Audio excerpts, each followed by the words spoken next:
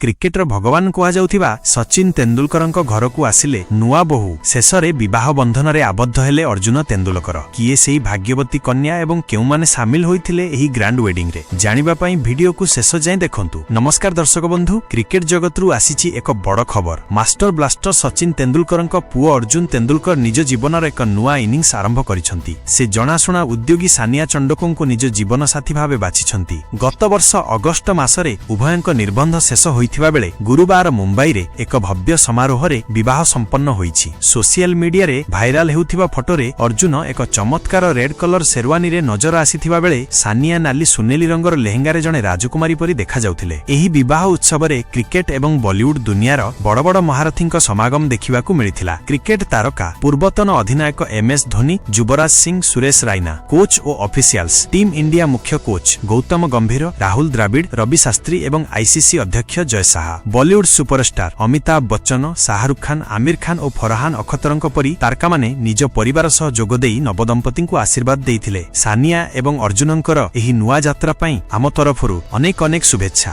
आपनଙ୍କୁ एही जोड़ी केमिति लागुछंती कमेंट बॉक्स रे निश्चय जणांतु।